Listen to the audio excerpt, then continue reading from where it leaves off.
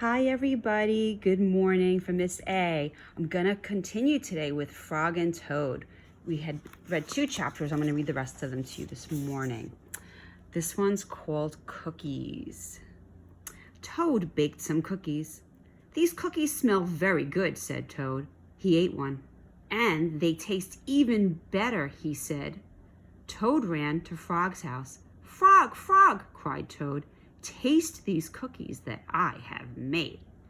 Frog ate one of the cookies. These are the best cookies I have ever eaten, said Frog.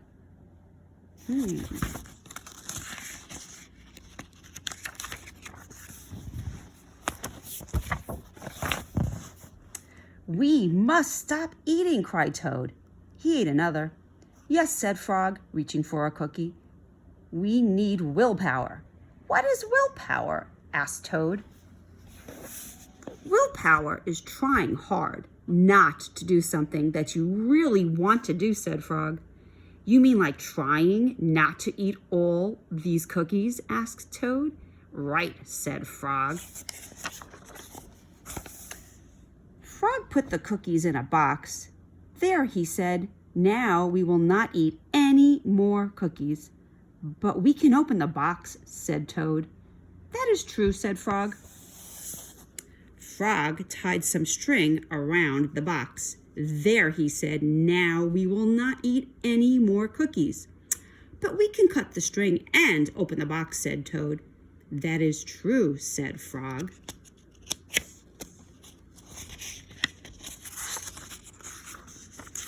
Frog took the box outside. He shouted in a loud voice, Hey, birds, here are cookies.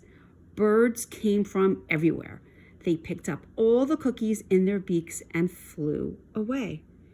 Now we have no more cookies to eat, said Toad sadly. Not even one. Yes, said Frog, but we have lots and lots of willpower. You may keep it all, Frog, said Toad. I am going home now to bake a cake. Haha. That's how he's going to solve that problem. That was fun. This next one's called Dragons and Giants. Frog and Toad were reading a book together. The people in this book are brave, said Toad. They fight dragons and giants, and they are never afraid. I wonder if we are brave, said Frog. Frog and Toad looked into a mirror. We look brave, said Frog. Yes, but are we? Asked Toad. I wonder if they're going to find out, guys. Frog and Toad went outside. We can try to climb this mountain, said Frog. That should tell us if we are brave. Frog went leaping over rocks, and Toad came puffing up behind him. They came to a dark cave. A big snake came out of the cave. Hello, Lunch, said the snake when he saw Frog and Toad. He opened his wide mouth. Frog and Toad jumped away. Toad was shaking. I am not afraid, he cried. What do you guys think? Is he afraid? They climbed higher, and they heard a loud noise. Many large stones were rolling down the mountain. It's an avalanche, cried Toad. Frog and Toad jumped away. Frog was trembling. I am not afraid, he shouted. What do you guys think? They came to the top of the mountain. The shadow of a hawk fell over them. Frog and Toad jumped under a rock. The hawk flew away. We are not afraid, screamed Frog and Toad at the same time. Then they ran down the mountain very fast. They ran past the place where they saw the avalanche. They ran past the place where they saw the snake. They ran all the way to Toad's house. Frog, I am glad to have a brave friend like you, said Toad.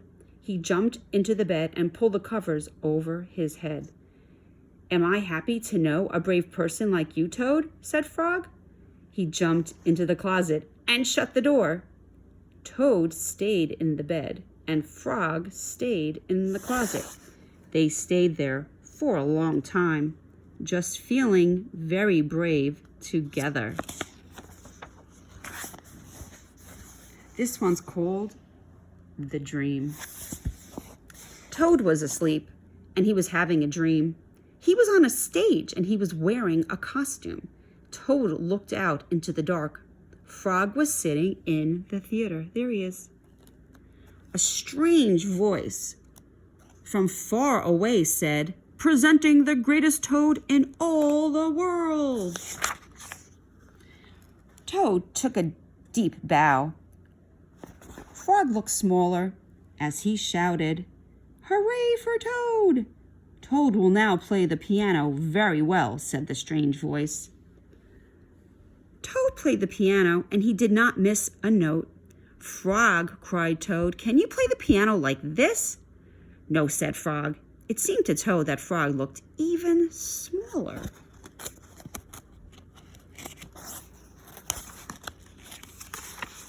Sorry, guys. "Toad will now walk on a high wire, and he will not fall down," said the voice. Toad walked on the high wire. "Frog," cried Toad, "can you do tricks like this?" "No," peeped Frog, who looked very, very small. He's shrinking. "Toad will now dance, and he will be wonderful," said the voice. "Frog can be as wonderful as this," said Toad, as he danced all over the stage. There was no answer. Toad looked out into the theater. Frog was so small that he could not be seen or heard. "Frog," said Toad, "where are you?" There was still no answer. "Frog, what have I done?" cried Toad. Then the voice said, "The greatest Toad will now—" "Shut up!" screamed Toad. "Frog, Frog, where have you gone?" Toad was spinning in the dark. "Come back, Frog," he shouted. "I will be lonely."